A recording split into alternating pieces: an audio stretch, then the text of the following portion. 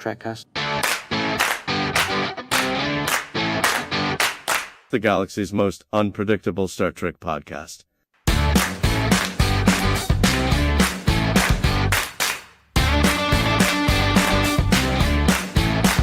Hello! Welcome to Trekcast, Star Trek podcast. I'm one of your hosts, Dan Lombardo. With me, Daniel Reyes, Scott Strongbeard Bowders. Scott's dancing. Never know who's going to do the intro. That's right. We just start, and then like the music starts, and then I get nervous. Like, oh, am I doing it? Is Scott doing it? I never do it. On? Yeah, I've got too many buttons to hit, so I don't do it. True. We'll switch off, Dan. We'll switch off. Cool. How you guys doing? We're right. at full force today. That's awesome. Yeah, there's who's the guy in the yellow? Huh. Hey, it's good to see you, Dan. Yeah. Awesome. Sorry, Yeah. I had a thing last week. Yeah. I was competing. My son and I were competing in a karate tournament up in Schenectady. Nice.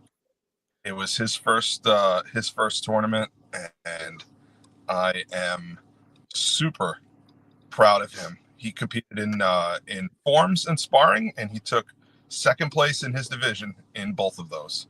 Oh, Oh, that's wow. great. Congratulations on him. Super proud. Yeah. Total boost to his confidence. That's awesome. He was strutting around like Foghorn Leghorn. Right? There's no better feeling as a father. Oh, Now, that's great. I also took second place in my division for sparring, but Congratulations. Nice. Yeah, good work. It was about last week. It was awesome. Yeah. It was great. So proud of him. So proud. Oh, that's Awesome. great. Glad to hear it. That's really what cool. I was doing. So if you thought you were going to make me feel guilty about not being here, go ahead. Oh, and no. suck it, because Not at all. Not at all. No. That's great, Sometimes man. I can't make it. We all cover for each other. So That's right. It's That's all right. good. It's all good. Yeah. Oh man. Yeah. So I've had a pretty crazy 3 weeks. Yeah.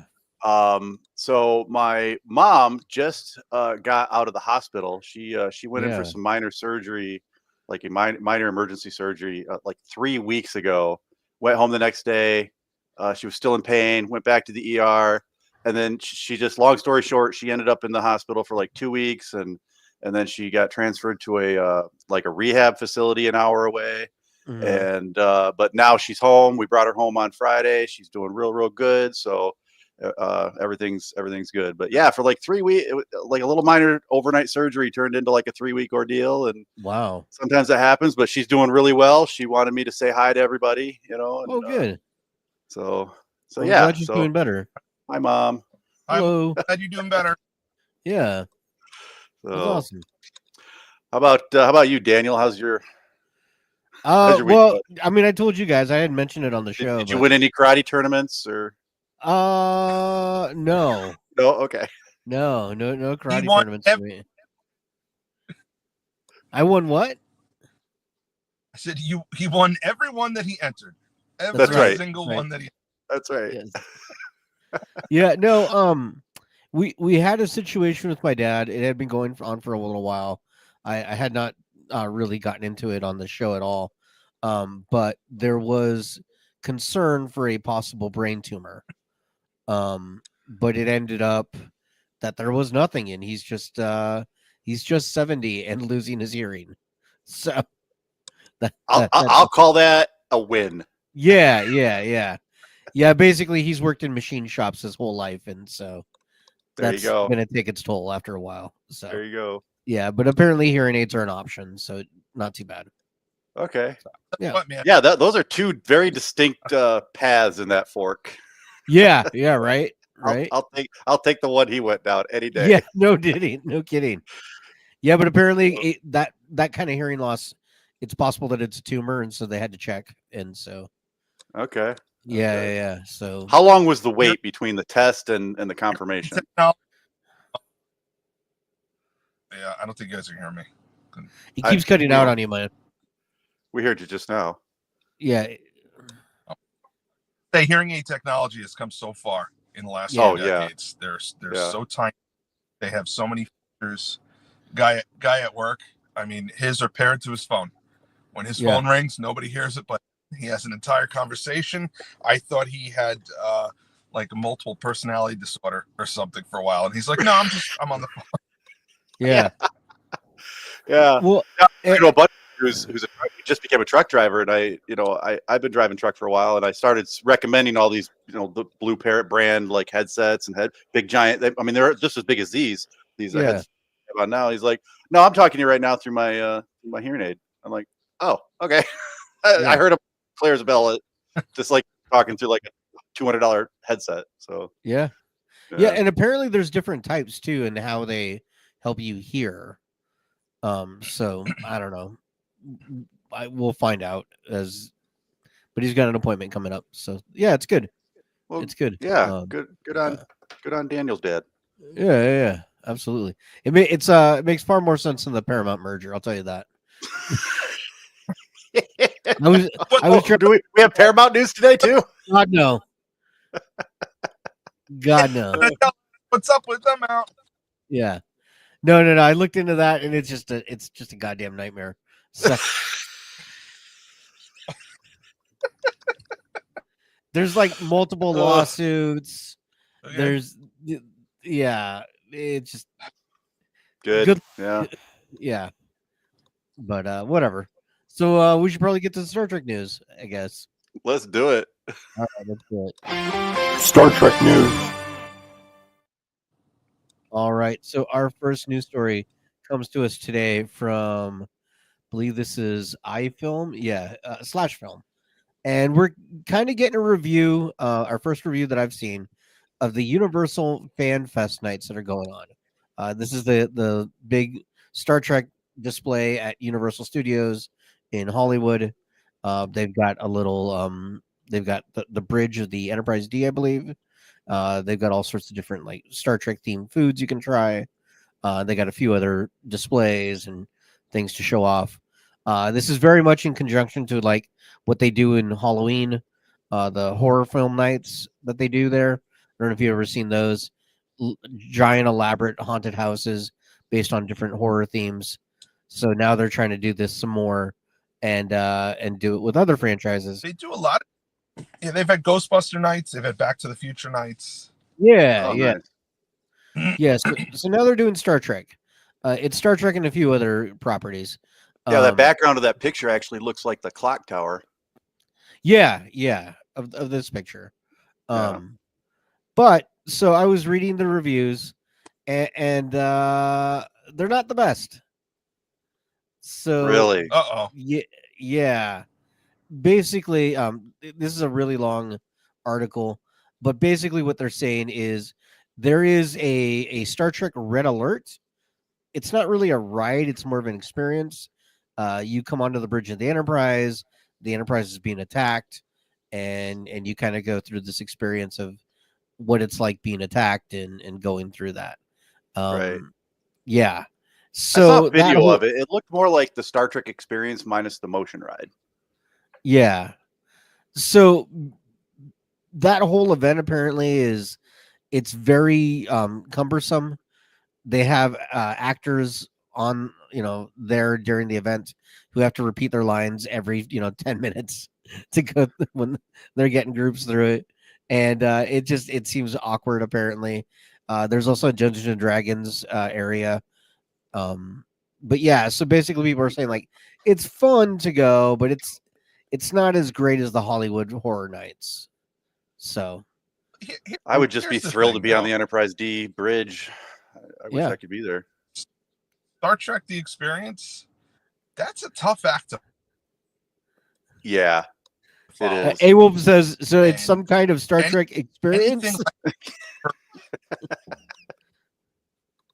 Anything like that they do until the end of time, that's the barometer. That's what they're gonna compare it to. Right. And it was the bridge, it was a shuttle ride, it was the turbo lift, it was the shuttle bay, it was the transporter, it was a shuttle ride, It was you docked at Deep Space Nine.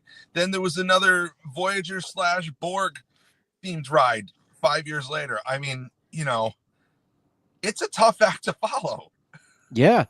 You had a themed restaurant. You had characters walking around all day long. You had the biggest Star Trek gift shop ever. That the uniforms that the actors are wearing. You could go in the gift shop and buy one. I mean, that's a tough act to follow. It doesn't matter what they do. I don't think it's ever going to measure up. Right. And that's part of the problem. So it's also their first year doing this. So there's going to be bugs to work out and how to make it more elaborate. I mean, the Horror Nights have been going on for years and years and years. So they've got it down pat and they know how to make that presentable. So it's just, it takes time. So, but yeah, overall it is enjoyable, but it's not as great as compared to the Halloween Horror Nights. So take that with what you will. Yeah. Yeah. Interesting. Yeah. I still wouldn't mind doing it. Yeah. I would too. I would love to go. Our next news story comes to us from trekmovie.com, and say it isn't so, but Star Trek Discovery was denied a 2-hour finale movie, according to Sonequa Martin Green. I know, Dan. I'm sorry. You almost got another 2 hours of Discovery. Apparently, they had been planning that, and then it was announced that they were going to wrap up the series. And so instead of a 2-hour movie, they gave them about 16 minutes towards the end. And that's why we got that big event or little coda at the end where you see what's going on in the future. Hey, Dan, it's not too late. It's not too late. I don't think I'm going to surprise anybody in expressing that I don't care. This is what we can look forward to when you're in your 60s and 70s. Star Trek, burn them. That's right. Right. It'll work out perfect. It'll work out. It will, oh no. Anyways. So yeah. So that's about how I thought you guys would feel about it. Yeah. But yeah. Nobody cares. Nobody cares. Yeah. Nope. It's fine. And then our last news story comes to us from Cinema Blend. And I'm surprised I found this update, but I thought I would like to share it with you guys. And we are getting an update on the Orville season 4. What? Yes. Yeah. So when we last left the Orville, we had an update from Scott Grimes. And he said, what's the name of his character? Malone or... He's the redheaded guy. Gordon Malloy. Yeah, Gordon Malloy. Yeah. So his update, and this was like back in October or something like that, that they were going to do a season 4 and production would begin in 2025. Well, we're 5 months into 2025 and we have not heard about production. So what's going on? Well, at a convention, they talked to Andrea Balecki and they asked her, "Hey, what's going on with this? Or are we doing season 4 or not?" And she said the chances are very, very slim. That conversations were ongoing last year, and then there was the strike, and that during the strike, Seth had called her, Seth MacFarlane, asking her if she was interested in doing a season 4.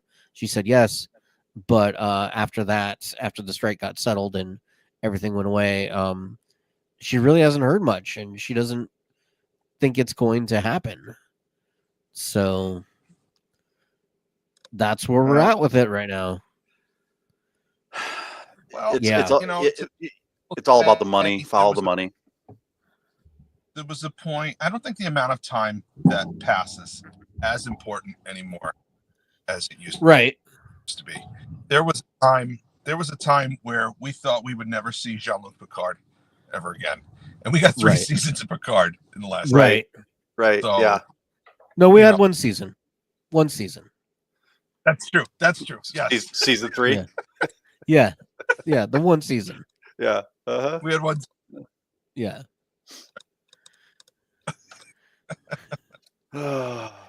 But yeah, so that was disappointing to me. That doesn't look like season 4 is going to happen. So, but you're right, Dan. Things change. I mean, it's 3 years in between Strange New Worlds. last season and the next one. So that's a weird time jump too. Like, yeah, I mean, I think back in the day, one of the reasons why a lot of time was because, they would strike the sets and it would cost so much to, the more time went by, the more these sets were gone and they'd have to completely rebuild all these sets. But with a lot of the digital stuff that they do and, like the way they film The Mandalorian, it's all against a giant, panoramic screen. And, so I think it's a lot cheaper to kind of restart these things than it was in years past. Right. So right. I think, maybe someday, maybe they'll do a 2-hour movie. Maybe they'll do another season. Maybe they'll completely revamp it. Maybe they'll take a page out of Star Trek book and do like, the Orville, the next generation, or the new generation, or the generation after next. Yes. I want the Orville Deep Space Nine. I mean, if anybody could do it, Seth MacFarlane could do it. I mean, although it's the Orville, it would be Deep Space 69. Right? Yeah, it'd be Deep Space 69, and it'd be the giant butthole in space that the ships would travel through. So Scott, your mom is watching. They call it the orifice. Scott, your mom is watching. She's in the chat. Mom, my mom says, "Oops, sorry." My mom accidentally said happy birthday to somebody that she meant to text, and she accidentally did it on the Trekcast on the chat YouTube channel. It's okay, Mom. It's okay. We all love you. Nobody's mad. Happy birthday, Gloria. Yes, happy birthday, Gloria. Yes. Can you guys think of a more mom thing to do? A-Wolf says no shame, Scott. Captain, there's something coming through the orifice on screen. Oh no. Oh no. Oh. All right. So should we get to what's our coming through the orifice? It's the sphincterites. Oh God. Talk about Klingons, huh? Oh boy. Prepare the preparation H. Oh God.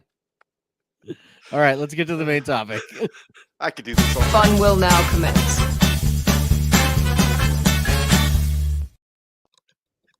I'm going to turn the show into a giant Austin Powers movie. There you are. So our main topic is we're continuing our march through the TOS films, and we've arrived at number 4, The Voyage Home, aka the one with the whales. One of the good ones. That's why Dan's here. Yep. Yeah. I'm going to do my entire review a la Finding Nemo, doing the voices of the whales. Oh God. Okay? So for the rest of the show, I'm just going to be like, I really like this movie. Oh God.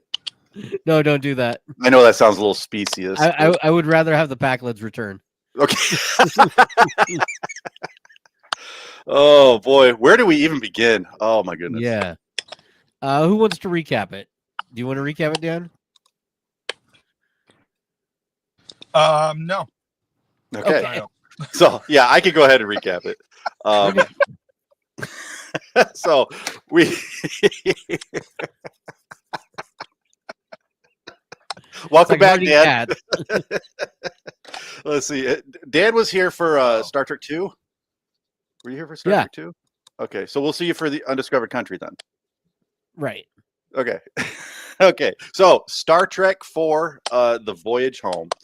So we start off with this giant probe coming towards Earth, sending off some bad signals that are basically killing the power of everything it's coming across. So starships and star bases, Earth, they're all losing power. At the same time, we cut to Vulcan. The crew of the Enterprise, the late Enterprise, is on Vulcan after they've taken the Katra out of Dr. McCoy's head and flung it into Spock. Put it back into Spock. So he's Spock is sort of at the Vulcan. We're not exactly sure where he's at. He's retraining his brain. So he's taking some tests and making sure he's Vulcan, doing all right. Like Kentucky, I think. Yeah. There's no. no buildings. There's no cities. There's no. It's like right. Yeah, it's very Vulcan-y. Yeah, he's in the Vulcan outback. Yeah. So they've got the entire crew together, and there's something I noticed when Captain Kirk is walking down the line, and he's just like talking to each person. He's like, Dr. McCoy, aye, sir. Commander Uhura, aye, sir. I'm like, what is he taking roll call? It didn't strike me until last night. He's taking a vote. Yeah. I didn't realize that until I watched it today. I'm like, oh, he's taking a vote. Aye, sir means I vote to go back to Earth and face the music, to face the court martial. So they've got the Klingon ship. They've spent some time revamping it, repairing it, changing out the gach dispensers for pizza and ice cream. And they are going to get on the Klingon boat and head back to Earth, minus Savick. And there's a little interesting deleted scene where Savick stays back on Vulcan. And the reason why Savick stays back on Vulcan is because she is pregnant with Spock's child. So that is always going to be in my head canon. It wasn't shown on screen. So the 6 of them? Chaz, you're right. I hear a popping sound too. Yeah, I do too. Yeah, I hear it too. I thought it was just my phone. No. Okay. I'm going to try muting myself and see if that makes it go away. Check, checkity, check. Yeah, I'm here. Check. Hello? Yeah. Maybe I think it's Scott. It might be. Is your cord loose, maybe? No, I don't think so. My cord's good. Huh. Okay. All right. Well, let's keep going. We'll keep going. So... Yeah, I'm going to try resetting my sound. Okay. Sounds good. All right. So they're on Vulcan, and they're loading up the ship, and they're getting ready to go face the music with the Federation. I do remember watching the movie and thinking that those Vulcan hats look like the Smurfs. Yep. Yeah. I don't think because I hear the crackling when you're talking now too. Oh, that's weird. I wonder if. I'm all plugged in. Yeah. And I'm on a landline. Mark. I don't know. When he comes back, I'll drop out and reset. See if it's me. Yeah. So they're loading up the ship. They're getting ready to go, and as they're on their way, they get word that probe is just destroying everything. This probe is giant, and here he goes. There he is. Okay. So we were at the probe is on its way to Earth. They've loaded up the ship, and they're on their way.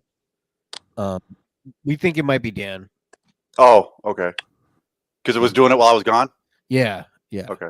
Yeah. Good. At least it's not me. Well, we'll try Dan, and then I think he already left. Because he froze. Okay. So yeah. Because if I go away, the whole thing goes away. The whole thing goes away. Yeah. Yeah, we don't want that. Yeah. Don't worry, everybody. We'll get this right one of these days. One of these days. So where were we? So they were on their way, as we keep saying, they're on their way to Earth. It took a while to get there. That's why we keep saying it. And the probe it's not that it's attacking, but it's sending out a signal and nobody understands it. Nobody understands what that signal is. It's just this loud noise, and they're trying to figure it out. It ends up that the signal is humpback whale sounds. I can't remember. How did Kirk figure that out? So they Spock was the one that suggested, hey, it was the president said it was directed at Earth's oceans, and that gave him an idea. Maybe it's not meant for man.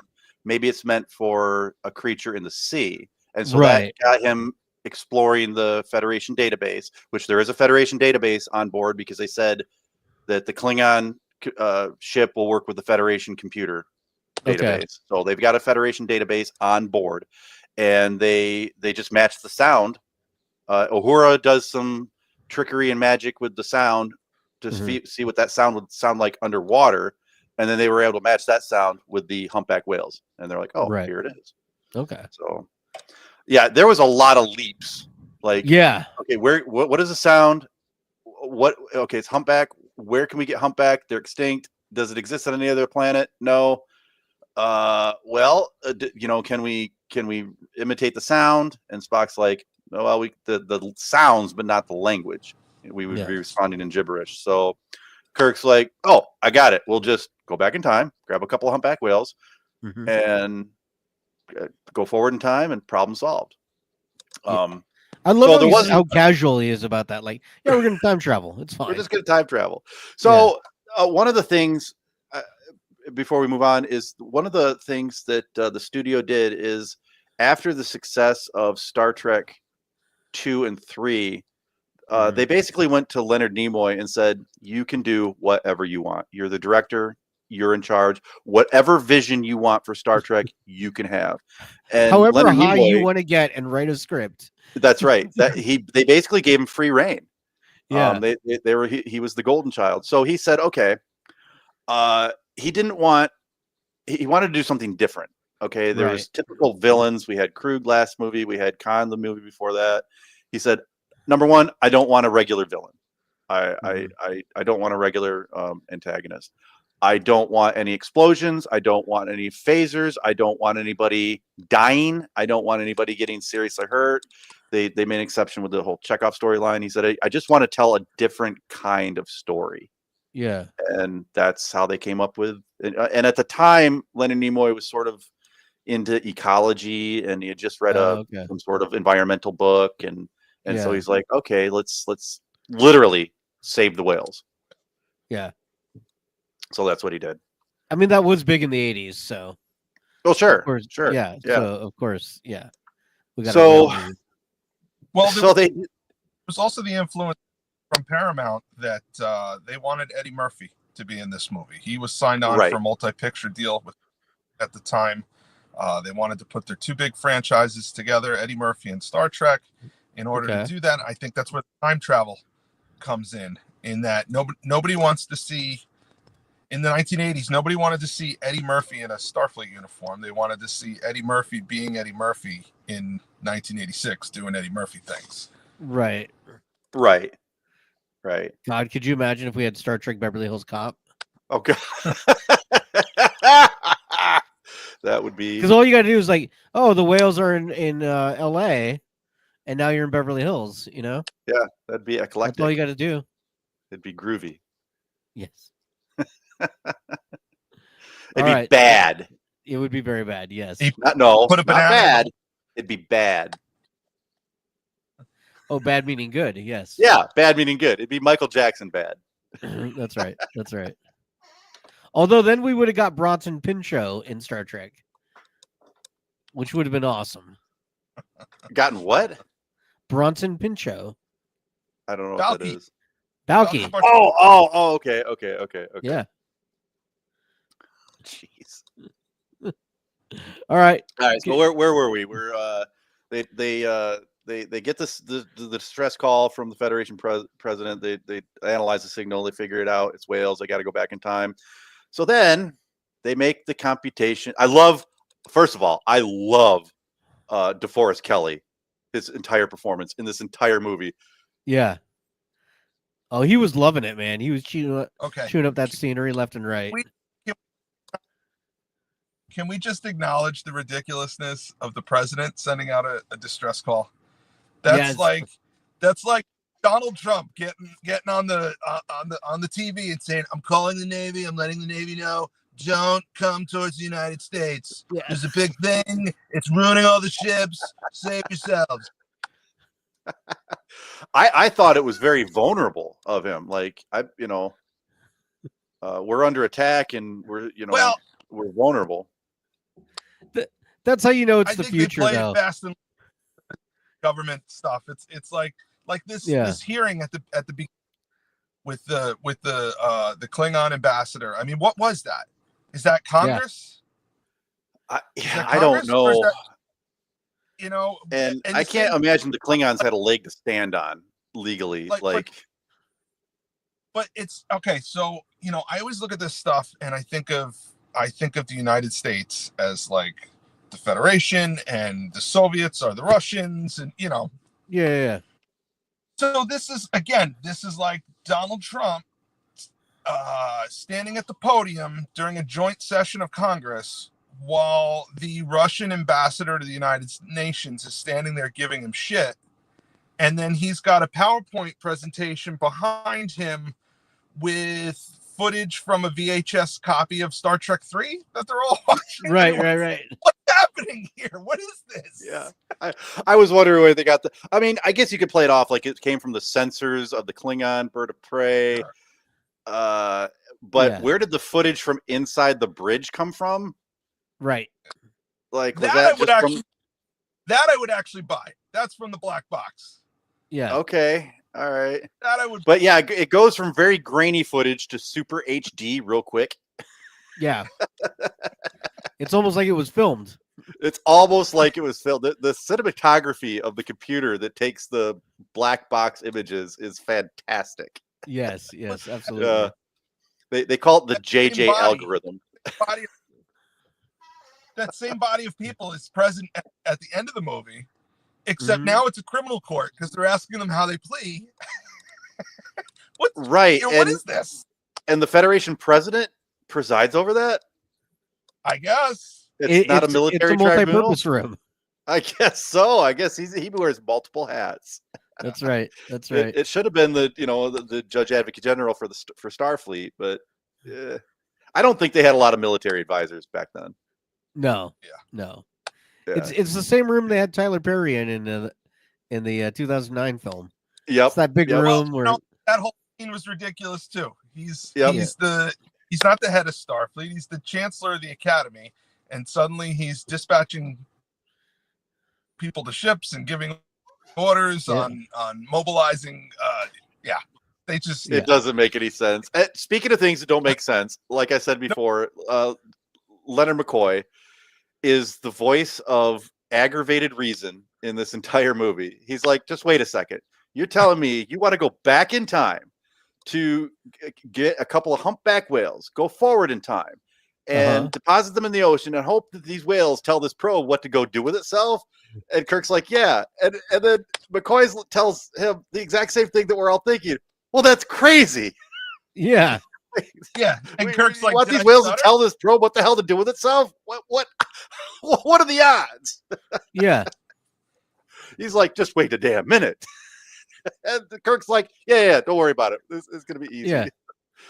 They'll tell him. And by the way, the person we're going to have program all this is going to be the guy that just got back on his feet.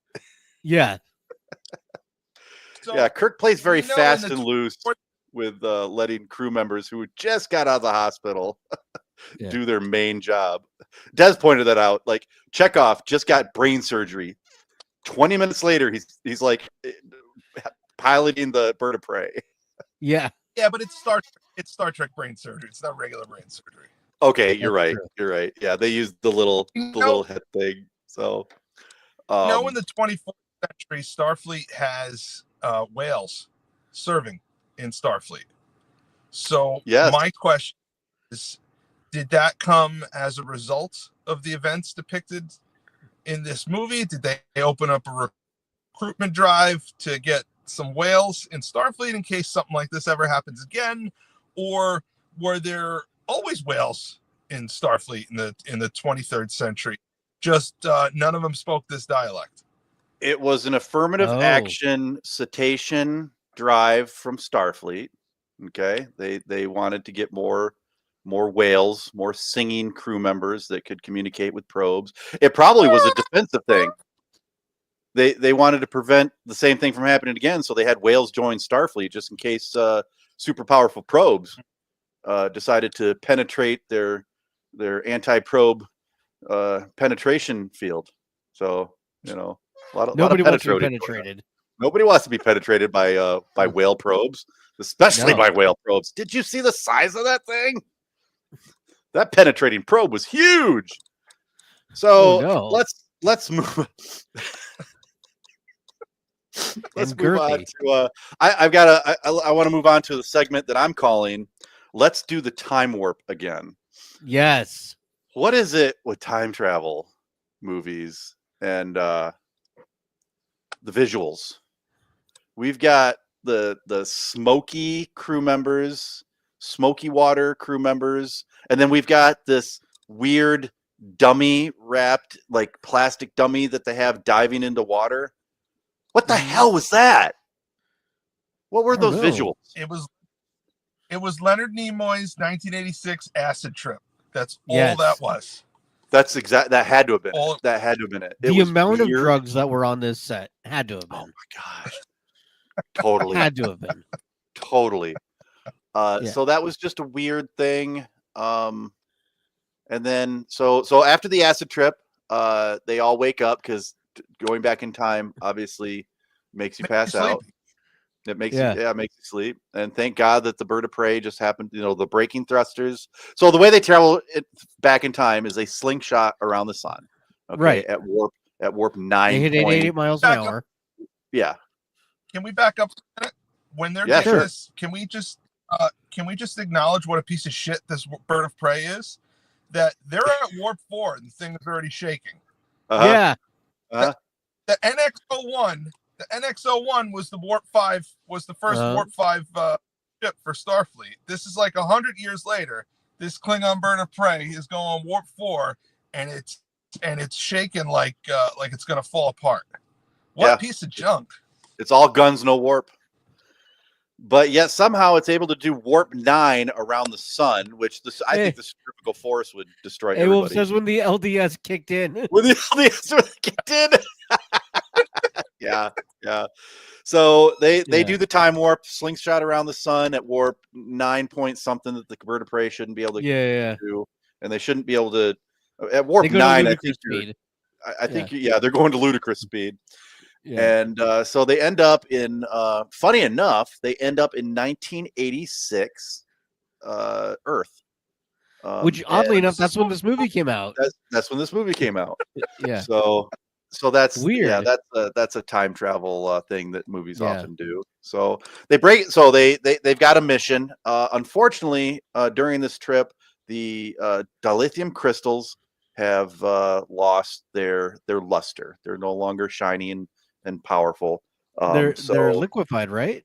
They've lost. Well, Scotty says they've lost all their energy, but as any true Star Trek fan knows, dilithium crystals don't have energy themselves. They're just a way to facilitate the matter and antimatter. I'm sorry. Wait, any real Star Trek fan knows this? Well, any real Star Trek fan. Warning! Nerd alert! Nerd alert! The way you get enough power to operate the warp drive is you have matter and antimatter collide to make a powerful burst of energy. The only substance known to the Federation that will contain this matter and antimatter is dilithium crystals. So dilithium crystals degrade over time as they facilitate the matter antimatter reaction. I think it's because dilithium crystals are laced with pretendium. That's really that's right. That's right. They got some unobtainium in there. Yep. Imagium. Yep. Those were Klingon brand crystals. So, anyways, there's a problem, and there's no way to recrystallize the crystals, at least not in the 23rd century. China. There's a 20th century solution where they can take the radioactive byproducts of a nuclear reaction and if they take this byproduct and they collect it, they can infuse it into the crystals, and that will be energized. You can fix your Kirkland crystals at that point. Exactly. So what they needed were photons. That's what they were getting. They referred to them as photons. Yeah. Don't they have a complement of photon torpedoes in the basement? They do. Yes. You would think. So they've got 3 problems they need to solve. Number 1, they need to find these protons and re-energize the crystals. Number 2, they need to find materials and build a tank for the Klingon bird of prey to hold the whales. And number 3, they need to find the whales and get the whales. So they break up into 3 teams. Time out. Yeah. Okay. I once attended the tour at the Cetacean Institute in Sausalito. Okay. So, Really? I know for a fact. Dr. Jillian Taylor told me, so I know for a fact that whales are not fish; they're mammals, just That's like right. me and you. That's right. So, I'm going to ask you a question. From the moment they beamed the whales onto the ship to the point they crashed the bird of prey into the bay in the 23rd century, how much time do you think passed from the whale's perspective? I'm not talking about time travel. I'm talking about from the whale's perspective. How long were they in the tank? You think? 10, 15 minutes? I'm going to guess like an hour. Let's say 15. 15, 20 minutes, maybe. Okay. It was Why do they have to build a tank? Well, to hold the weight. I don't think whales can. It'd probably hurt for a whale to just lay down on the deck. Yeah. It's a spaceship. It only has gravity because they turn the gravity on. Maybe they wanted to make the whales more comfortable. That scene should be Kirk should go down to the basement and say, Scotty, will the whale fit in here? Aye. Okay, cool. And then he goes back upstairs and says, let's find a whale. You beam you beam it into the ship. You go forward to the future. You open up the cargo bay door. You dump the whales in the water. Go to your court martial. I mean, you're not wrong. Over above San Francisco Bay, and you just open the doors. Splash! Yeah. Fun fact, a humpback whale can hold its breath for 10 to 30 minutes. You got time then. Oh, that's the whole trip, man. They can do it Yeah. twice. They can do one whale at a time. Yeah, You're okay. not wrong. No, you're not wrong. You're not wrong. Kevin Strecky says this radiation would have solved the burn in Discovery. Yeah. With all the crystals when they all blew up. Yeah. Did we lose Scott? Did you just walk off the show? No. I'm still here. Okay. Truth be told, I had to pick my nose, and I didn't want to do it on camera. Nice. Oh, that's good. I tried to do it stealthy, but you had to call me out. Okay. So, all right. Yes, Dan, you are 100% right. They didn't need the Plex, but if we didn't need a tank, we wouldn't have gotten some great Plexicore, Plex, whatever that company was, scene. So yeah, God. Okay, so we've got three teams, right? We've got Chekhov and Uhura. They're going to go to the Enterprise and steal photons. We've got Scotty and Dr. McCoy, who are going to, in a very shady way, get their hands on 6 inches worth of plexiglass. Yeah. They're just sort of in the same on team. The They've got timeline. Huh? Yeah. And then here's another thing. I had a big issue with this. Sulu's mission is sort of a side mission of Scotty and Bones. He's going to steal a military helicopter. Because that's easy to do. By flirting with the helicopter pilot? That's what Des was asking. Like, was he just flirting with the helicopter? Was he just smoozing the helicopter pilot? It was like, oh my. Tell me about these Hueys. Honestly, Scott, if that's actually what was happening there, that makes the scene that much more plausible. That's true. Because even as a kid, I was like, why would this guy just give him his helicopter? So what happened between the do you mind if I ask you a few questions and him like accidentally turning on the windshield wipers? Yes. I mean, was there a little bit of, bow chicka bow bow? I mean, he was like, there's a probe. How do you there's a probe?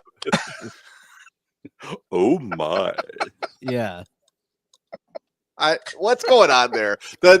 I can believe time travel. I can believe slingshot. I can believe whales. I can believe Katras and even the unbelievable. We're not going to court martial everybody for everything. But the whole I'm going to take this helicopter. All right. So yeah. It was 80s San Francisco. So It was 80s San Francisco. Maybe he gave him some LDS, and that's what that's talked right. the pilot into. So, and then the other team is Captain Kirk and Captain Spock, and they're charged with finding the whales. That's right. So, Gracie and George. George and Gracie, Mhm. named after the George Burns and Gracie Burns, His wife, right? I don't know, wife. Yeah. Okay. Yeah. So for those Trekcast fans under the age of 65, Yeah. George Burns was a comedian and actor. Probably was in vaudeville too. Probably. Yeah. So so these whales are at the San Francisco Cetacean Institute. And then so I guess we'll break down each mission, right? Captain Kirk and Spock are looking for the whales. Kirk sees a sign on the side of a bus that is advertising George and Gracie at the Cetacean Institute. They go to the Cetacean Institute. On the way, they ride a bus, and there's the famous scene where the punk rocker is. He was actually a producer on the movie. And he's got the boombox and is playing a song that the actor wrote and made himself called "I Hate You." Right. Because that's what punk. He's like he basically distilled all punk songs down into 3 words: "I hate you." So he won't turn his music down, and so Spock gives him the Vulcan nerve pinch. And fun fact: we actually see the same actor, same character, 30 years later in Star Trek's Picard season 2, where Raffi and Seven of Nine are riding the bus. Only this time, so they ask him to turn the music down, and he goes, "Oh, yep, sorry, my bad," and he turns the music down. Season 2 of Picard. There's only one season. That's right. The first, the prequel of season 3. The prequel season, yes. The okay. prequel of season 3, where The they go second to prequel season, yeah. Yeah, they go to 2023 or 2022 San Francisco. They listen to Pitbull. It's great. Right. So this is the same actor. He's still kicking around. So they go to the Cetacean Institute, and basically they find George and Gracie. Dr. Juliana is going around doing a she's what is she doing? 7 Giving miles. And they go on a tour. She's heading up a tour, and she introduces the whales, George and Gracie, and that's when Spock decides I'm just going to jump in the tank and mind meld with a whale. Yes. And so hilarity ensues because he's still kind of a little bit crazy. It's just a little bit. Yeah, just a little bit. So Doctor, what's her name? Dr. Tanner. Yeah. She's pissed, and I'm drawing a blank. What happened? Oh yeah, so she confronts Kirk and Spock. What are you doing? And they're trying to be a little coy about it. They don't want to tell her exactly what. We don't mean any harm to the whales, but right. So I guess we're gonna move over to Chekhov and Uhura have beamed down to the Enterprise. The CVN 65, although CVN 61, I don't remember the name of the ship, actually stood in for the Enterprise because the Enterprise is out to sea at the time of filming. And so they're going to go to main engineering of the Enterprise, and they're just going to chill while they collect the photons, and they're just going to chill out and wait. While all this is happening, Scotty and McCoy come up with this ruse.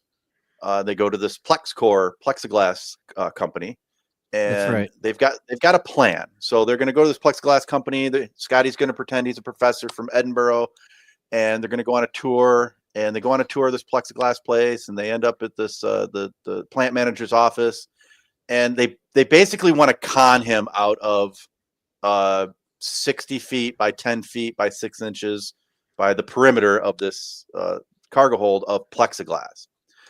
And they basically say, how much? They ask him how thick would this plexiglass need to be to hold, so many hundreds cubic feet of water. The guy's like 6 inches. We carry that stuff in stock. They need to get their hands on it. So Scotty says, What if I told you I know of a material that could do the same job and only be 1 inch thick? Yeah, Scotty was totally hamming it up. Absolutely. And he gives him the formula for transparent aluminum. Mm-hmm. He gives this guy from 1986 the formula for transparent aluminum, and they explain it away by saying, because even McCoy's like, you realize by giving them formula, you're altering history, and the way they explain it away is Scotty says one line, "Why? How do you know he didn't invent the thing?" That's right. Problem solved. Temporal investigations is like, oh, okay, no problem. We're good. Yeah, he probably was the one that invented the thing. So Probably so, yeah. So they managed to get their hands on the plexiglass, and then Sulu flies in and is able to use the Huey to somehow, because it's normal for a helicopter to come in and grab sheets of 6-inch plexiglass from a plexiglass corporation. Meantime, Chekhov and Uhura are still on the Enterprise. They're about done. They go to beam off, but Scotty says that there's an issue. They're at minimum power, so they can only transport one at a time. So Chekhov gives Uhura the collector. She transports away, and then Chekhov is like, "Hello, now would be a good time," and they completely lose the signal. Which in Star Trek has always bugged me, like. They barely have a communicator signal, like barely can even talk to them. It's real staticky, right? Yet they're able to transport Uhura, which I would imagine takes a million times the signal strength. Yeah. You know, it's like we can barely hear you, but no problem. We're gonna scramble every single one of your molecules using a Klingon transporter. Everything will be fine. So Chekhov gets captured. Now, something you need to understand, you need to look at this from the 1986 perspective. Chekhov is Russian. That's right. It's 1986. He's just been caught inside of a nuclear-powered aircraft carrier, a U.S. aircraft carrier. And by the way, did I mention that Chekhov is Russian? 9 heads when he was asking where they were.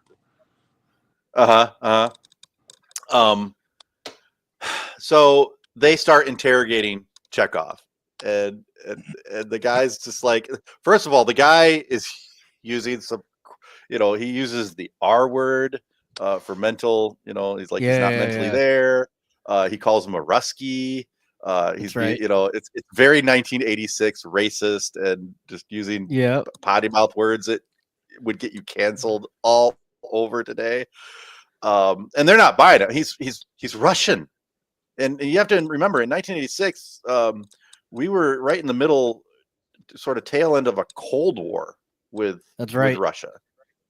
We didn't know if they were going to launch some nukes or we were going to launch nukes or whatever. So they interrogate him. He grabs the Klingon phaser, which looks very strange for a Klingon phaser. It looks like more like a communicator. And he says, or a garage door opener. Right. He says,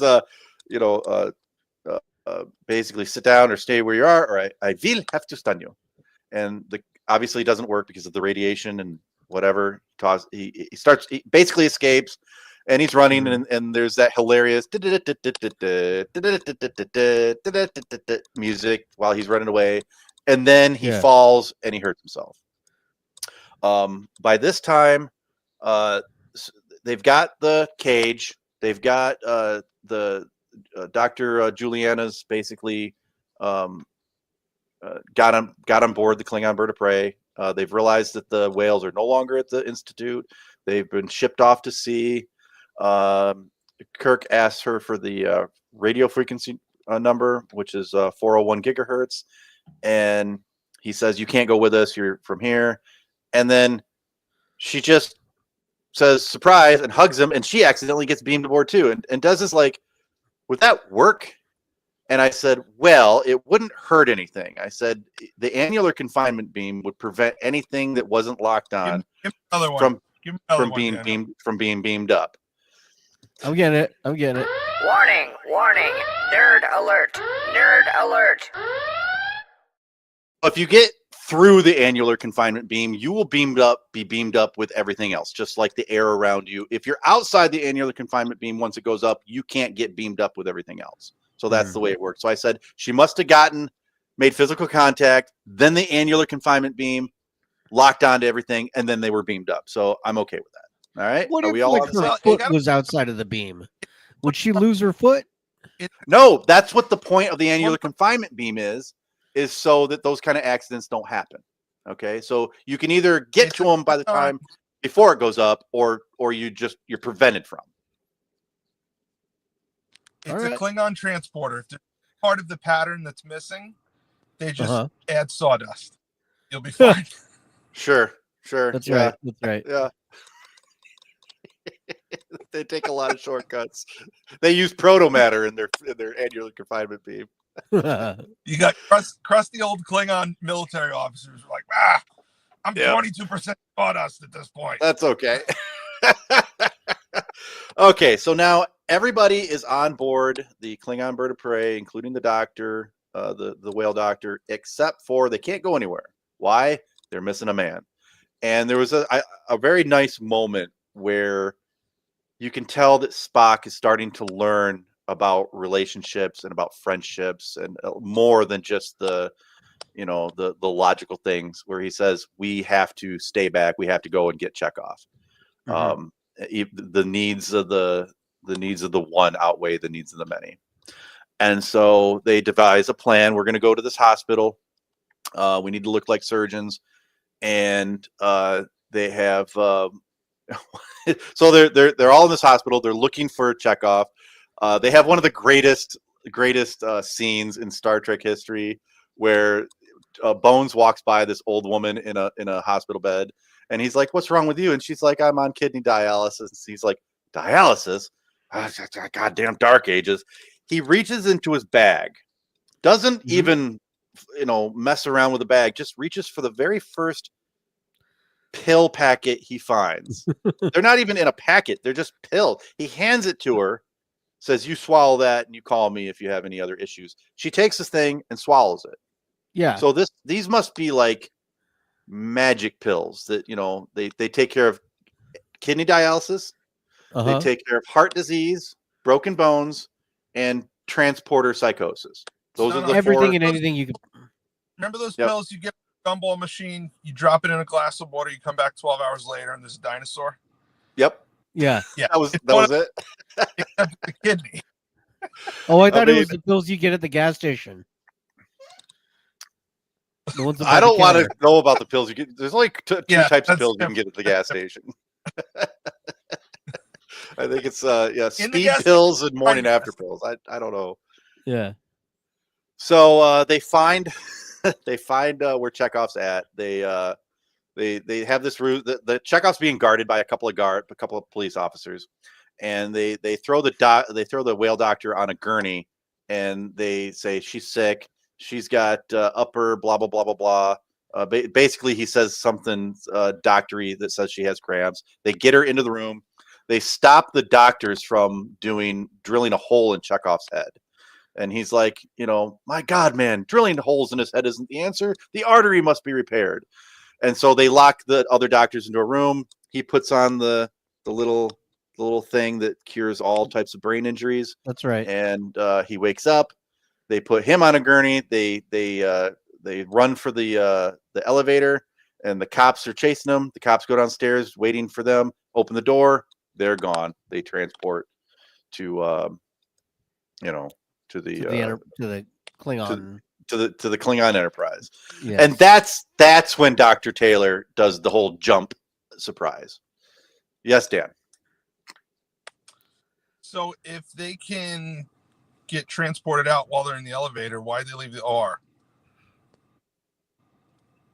They didn't want to let the doctors that were in that room see them transport out. My foot saw them repair a brain aneurysm with a.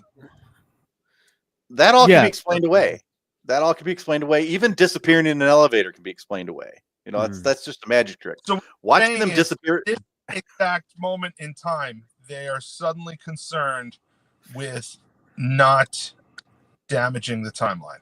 Oh yeah, After they've given away the recipe for transparent aluminum, now they're suddenly concerned with polluting the timeline.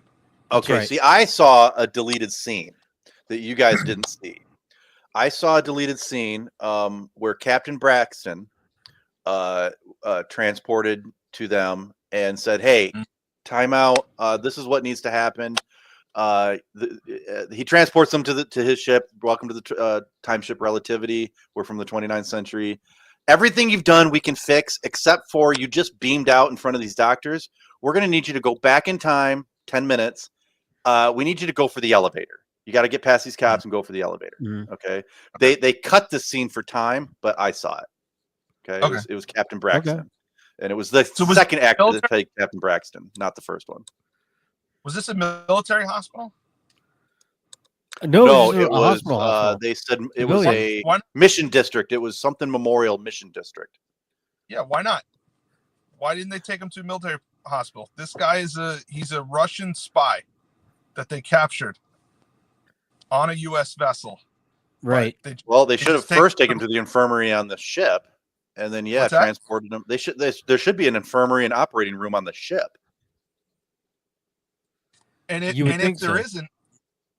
there isn't, it's an aircraft carrier. They can literally airlift him anywhere he needs to go. Yep. But he ends up, General Hospital with in the poor part of San Francisco. Yeah. Mm-hmm. In Alameda. Yeah, it doesn't make any sense. It doesn't make any sense. So they all transport on the Klingon ship, and including the whale doctor, and they have the frequencies of the whales, and so they decide they everything's good, the power's up. They decide, okay, let's go find the whales. They're somewhere in the Bering Sea. You can hear the theme song to Deadliest Catch in the background. Mike Rowe comes on to narrate what's going on, and he says the Klingon bird of prey is heading to the Bering Sea, and there's a whaling ship. They're able to put the whaling ship on screen, and I don't know why I love this scene. It's one of my favorite scenes in all of Star Trek. The whaling ship is honing in on the whales, and they're about to shoot their giant harpoon at it. And some time goes by, and you see them fire the harpoon, and it hits nothing and just gets deflected away. And that's when the giant bird of prey decloaks in front of this 20th century whaling vessel. That's right. And as much sense as it does not make to decloak, and because my Des is like, why would they even decloak? Why would they show themselves in front of this whaling vessel? I thought that same thing. Yeah. And this whaling vessel was full of French whalers. Like, I don't know why they were French, but that's the language they were speaking. Because it was up by. Because Leonard Nimoy doesn't like the French. Leonard Nimoy doesn't like the French, so they're turning around and they're going to hightail it out of there. Huh? Were they actually speaking French? Yeah, that's the language they were speaking. Yeah. The actors were speaking French. Straits, and they were because they said they were going to drop the whales off near Alaska. Then the Canadians are the villain.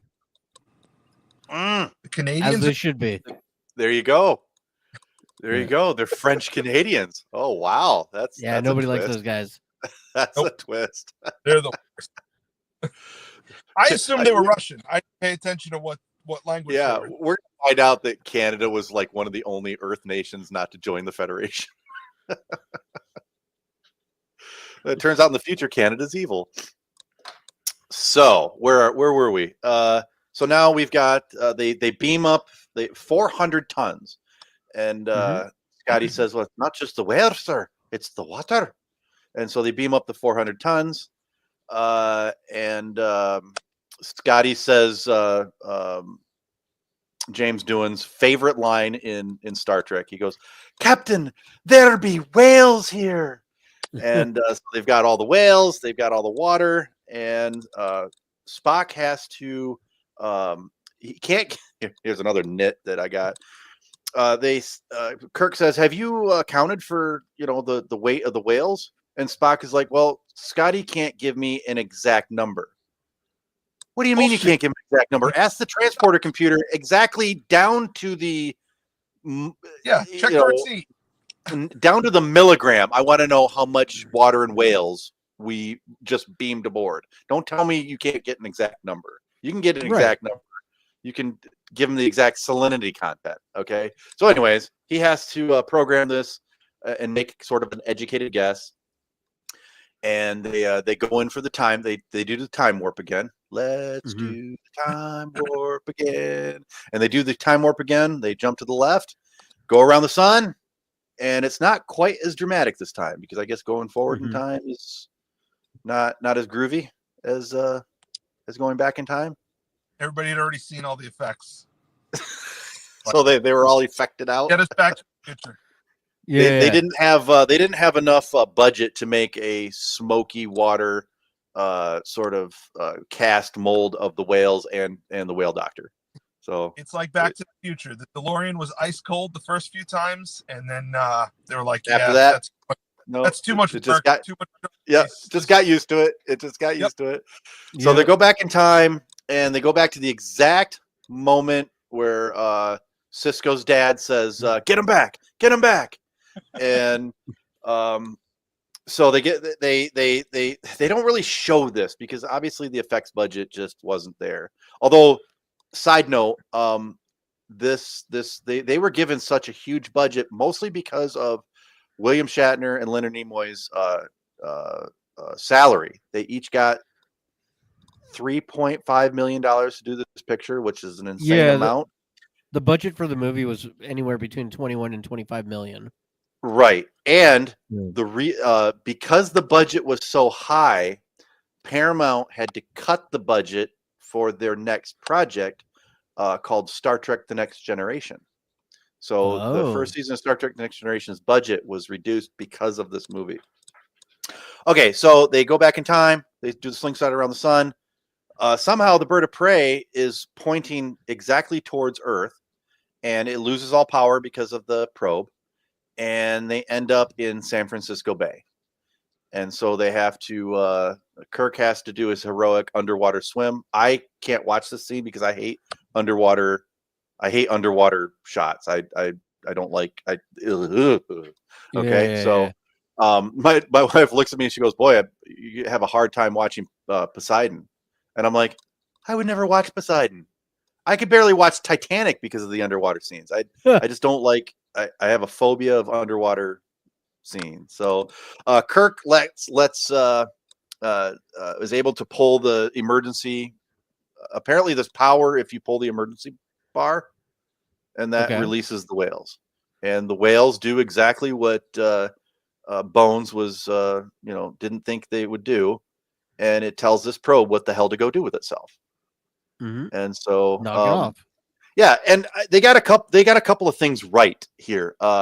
When male whales are the ones that do the singing, and when they do the singing, they point down with their tails up, and that's how they do the singing.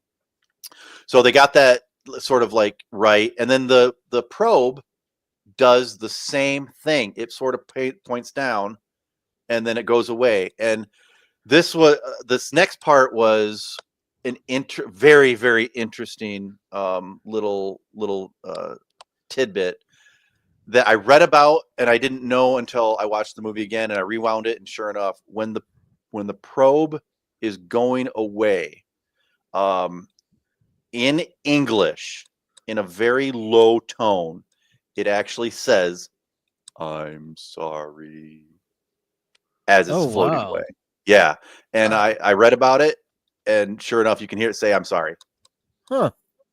Really? I did not. Yep. And if you listen to the whales when he starts singing, you can hear him say, "Dude, we're fine. We're fine." I had a really trippy time travel experience. That's right. Yeah, I saw floaty, smoky, watery versions of myself. It just wasn't shown on screen. So they all escape. They're all swimming in San Francisco Bay. The whales are floating off, and the probe goes away. Everything's good. And so smash cut to the court-martial scene. All the crew comes in.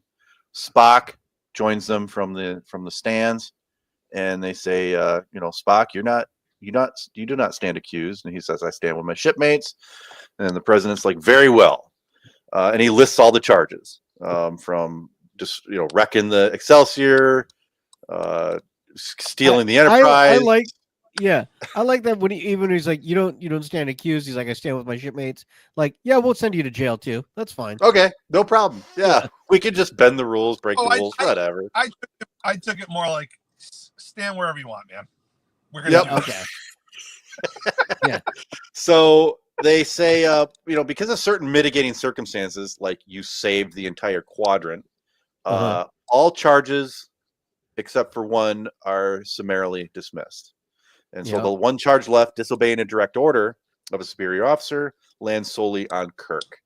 And they've decided to give him a field grade Article 15, and they are going to reduce him in rank from admiral to captain. And as a consequence of that rank, he is going to now be a captain of a starship again. And so everybody's happy. I'm sure the Klingon ambassador is a little pissed, but because Klingons, boy, there's some bad blood there. Klingons hate Kirk, and Kirk hates Klingons. There's some racial tensions between the Klingons.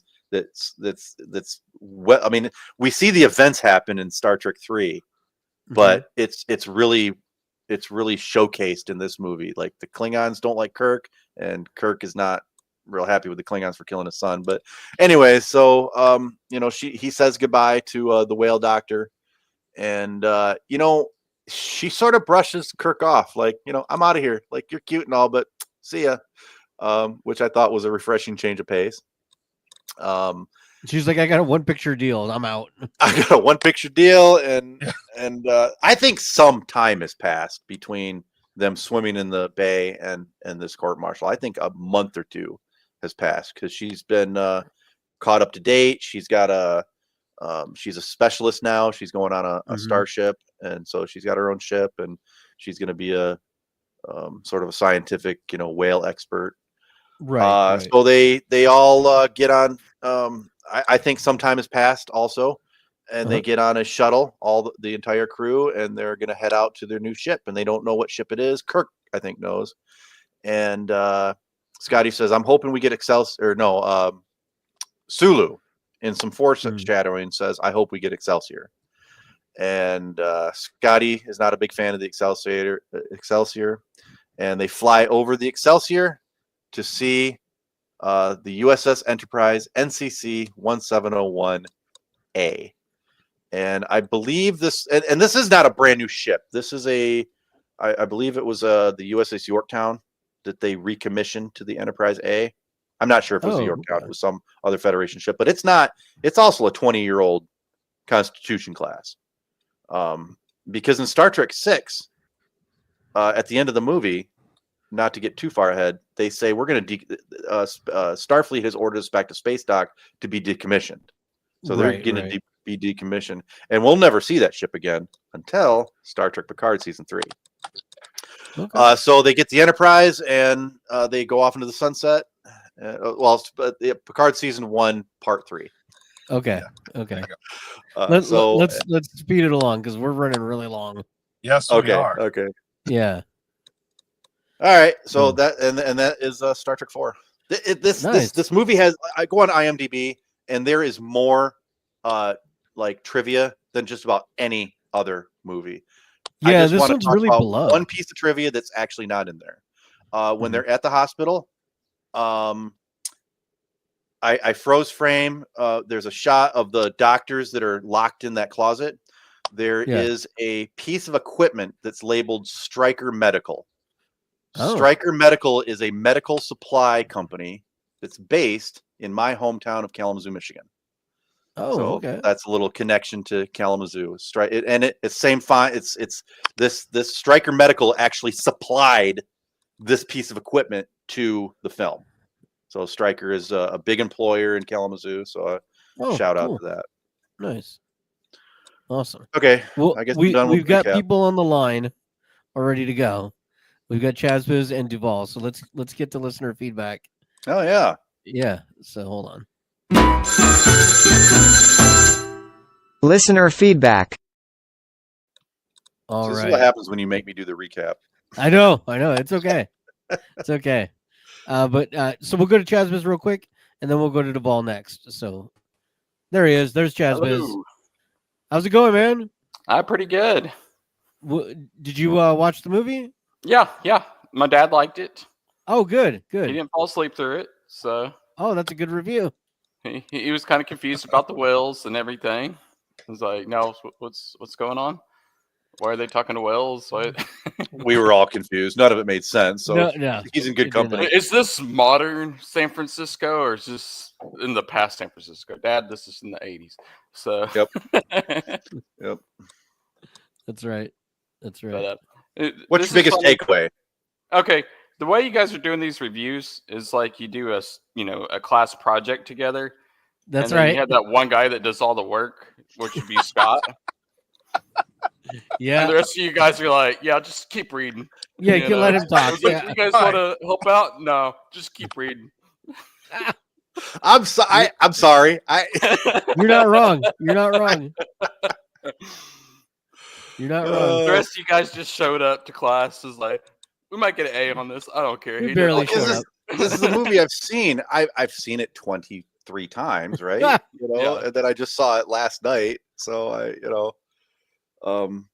Okay, Yeah. what was, since you've seen it so many times, what were the toppings on the pizza? Oh. pepperoni, mushroom, onion, Yes. Extra Lots of- onion. extra Lots of- onion. Okay. Lots of onion. Okay. Wow. That sounds like And a a disgusting Michelob. pizza. Yep. Because every time I see that, it's like, yuck. That's a horrible pizza to order. Do you trust me? Yes. Implicitly, Yeah. not anymore. Yeah. And Yeah. also, Kirk grabs that beer and takes a sip of it like he's never had a beer before. Yeah. Yeah. Well, Come he's probably never had a Michelob, and he's like, this is Well, shit. okay, that maybe he's never had that crappy beer. That's fair. Like, what That's the hell fair. is this? And plus, Yeah. Shatner's Canadian, so he's probably like, this is real shit beer. Yeah, he wants a Molson. Yeah, no, you're right. You're right. Yeah. Screw this Notice Michelob. anything new this time around watching it? Anything? come around One thing I to- noticed is when Chekhov gets captured, and then he has, he's gonna stun him, right? Mhm. He tosses it at him. What happens to the phaser?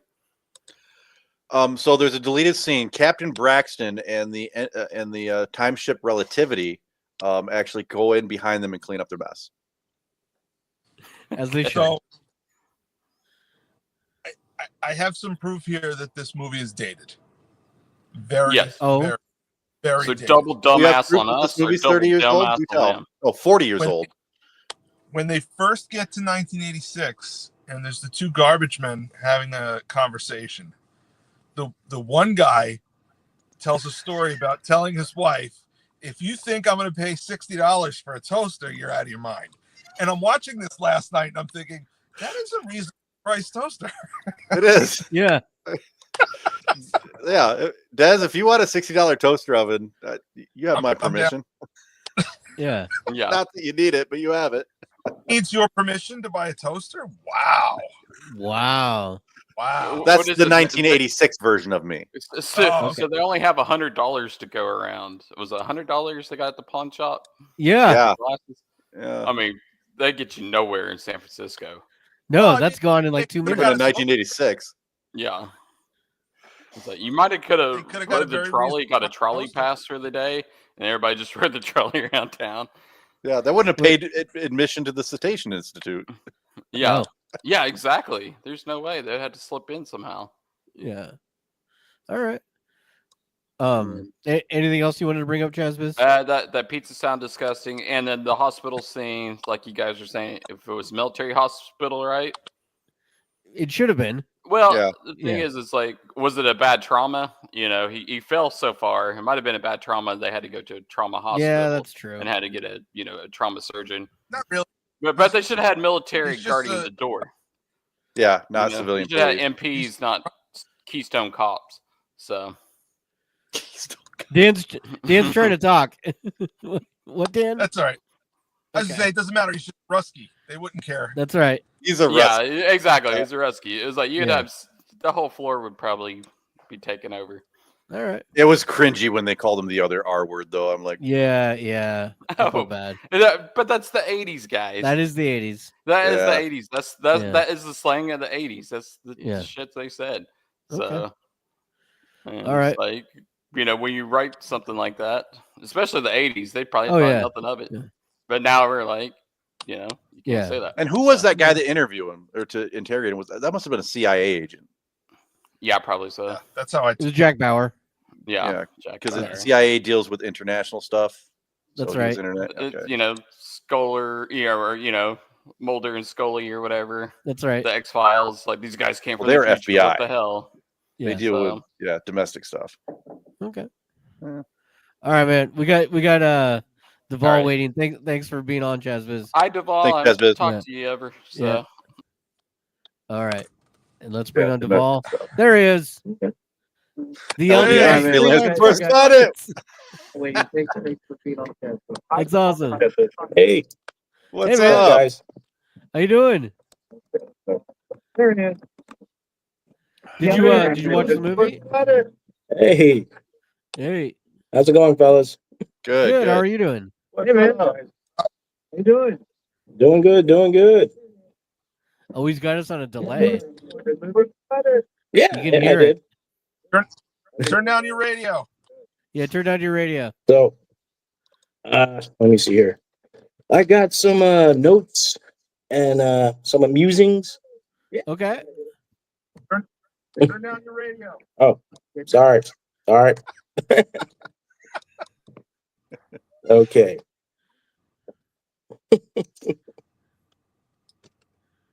So, I got some amusing, some notes I'd like to share. Yeah. Yeah. Like every time when I saw that probe, I pretty much wanted a hostess ho ho. I also glad to see that the Starfleet Council got an advanced Blu-ray copy of Star Trek 3: A Search for Spock. So Yeah. that was nice because that footage was crystal clear, especially for the 80s standards. My other notes are McCoy was absolute a joy in this movie. I also made a note of oh my Bob, because Bob was such a jerk. Mm-hmm. Like to make a note that Kirk wasn't going to get a kiss, with those extra onions on that pizza. No. Nope. He definitely wasn't trying to get Kirk a little love. And it was really nice of her to pretty much give the guys, the crew, free pizza. Yeah. Yeah. I think my favorite parts was pretty much McCoy in the hospital. I mean, he was an absolute joy. This whole movie was just peak McCoy Mm-hmm. throughout the whole movie. And it's good that we know that Shatner's toupee is waterproof. Yeah. Yeah. Other than that, it was nice to see. Again, it's been a long time since I seen the Voyage Home. So definitely one of my favorites when I was a kid, and still one of my favorites now. Nice. Nice. Yes. Nice. Despite taking a big dump on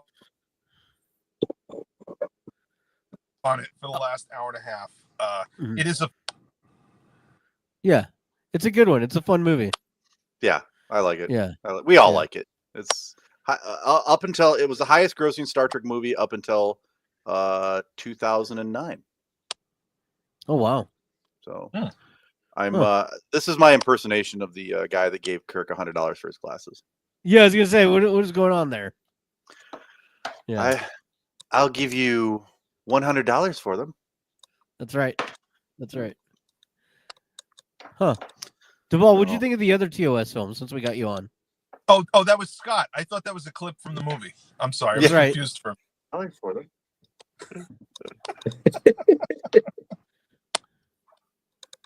Nice. Anything else you wanted to bring up, Duvall? Oh yeah, it is May 4th. Yeah.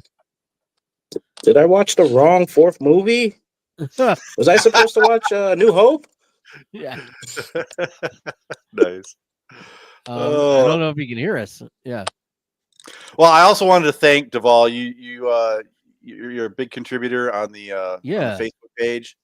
So thank you very much. We always look forward to all the content that you bring up and stuff. So you've done a lot of stuff for Trekcast. So I just want to say thank you.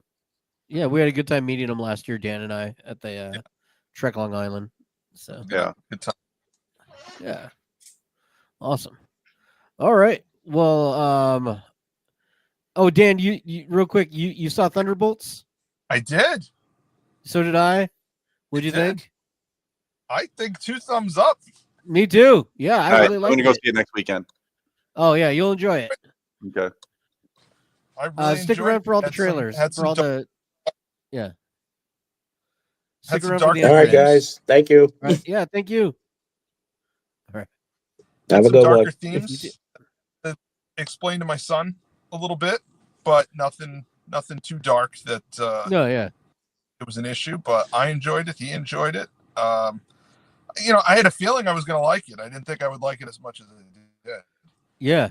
So it was Yeah. good. It was good. I love I liked all it a lot the too. characters in it. They're all great side characters from other Yeah. projects.